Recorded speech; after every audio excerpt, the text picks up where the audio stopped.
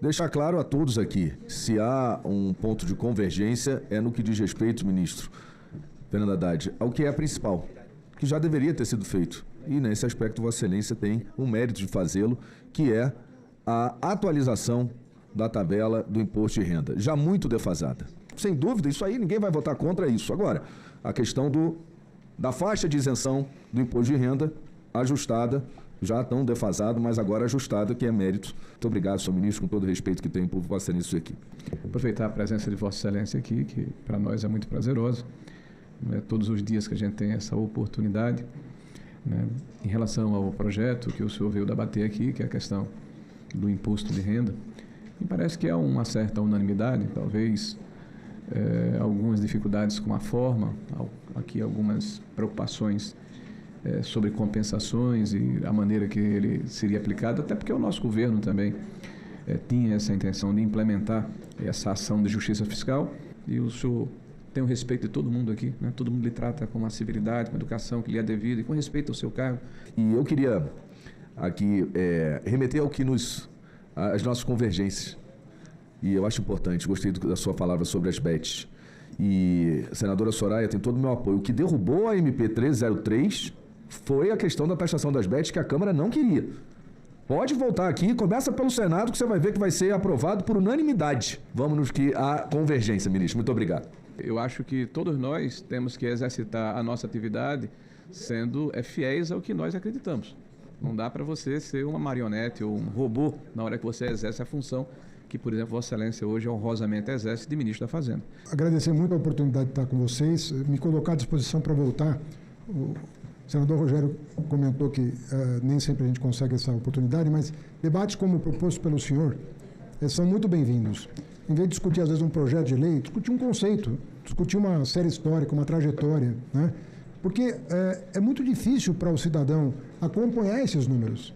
E nós vamos falar aqui os números, por exemplo, a carga tributária no Brasil chegou a 32% do PIB em 2002. Não foi agora. Ela teve dois momentos de escalada. No regime militar, ela foi de 16% para 26% do PIB, a carga tributária. E no período de estabilização do Plano Real, foi de 26% para 32% do PIB. Aí você fala, mas vamos sair de 32% porque os nossos pares cobram 25%, 22%, mas faz 2002, nós estamos há 23 anos com essa carga tributária. E eu digo, se ela aumentou, é em função da atividade dos entes subnacionais, porque no plano federal ela sequer chegou ao patamar de 2011 e 2013, quando ela estava em 18,8% do PIB, e no orçamento do ano que vem ela é menor do que o desse período. Então é muito útil fazer esse debate, é muito importante fazer esse debate, porque aí nós vamos reconhecer os erros de todos os governos. Todo governo erra. Os que erram menos se reelegem. Os que erram mais não conseguem a reeleição. É assim que funciona a democracia.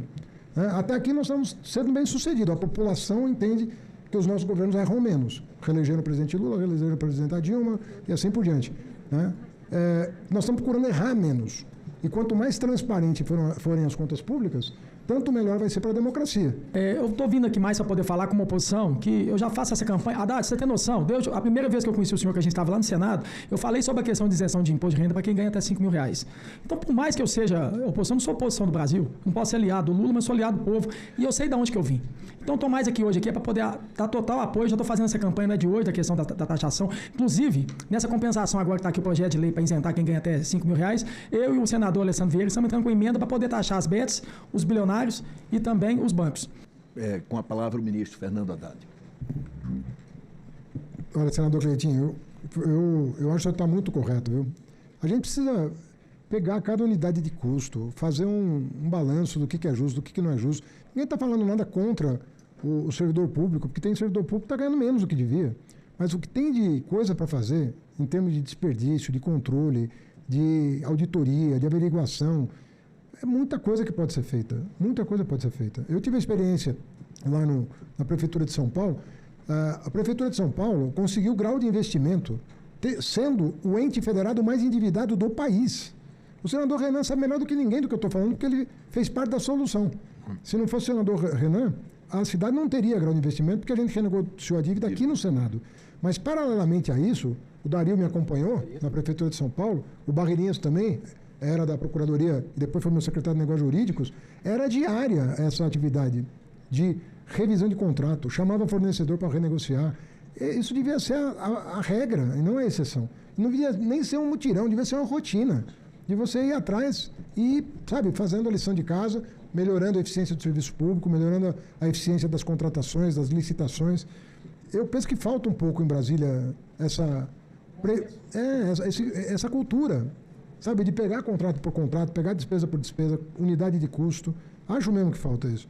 Gostaria, mais uma vez, sobretudo, de agradecer ao ministro Fernando Haddad pela disponibilidade em atender prontamente o convite desta comissão, diante de um quadro complexo, após expirar a medida provisória 1303, cuja comissão também eu tive a honra de presidir. Também agradeço a presença dos senadores, tanto do governo quanto da oposição, que não tem faltado ao país em momentos sensíveis como esse.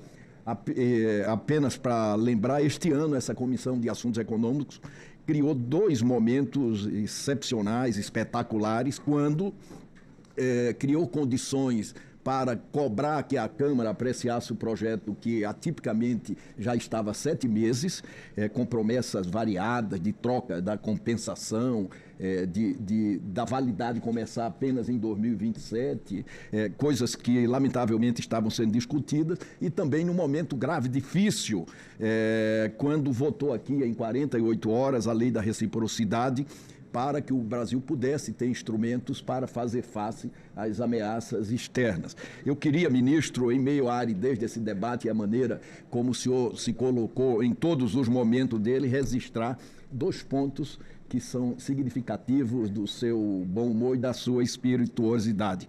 Quando o senhor se referiu a cortar gasto tributário, a necessidade de cortar esses privilégios, o senhor lembrou que no Brasil cortar gasto tributário é aumentar imposto.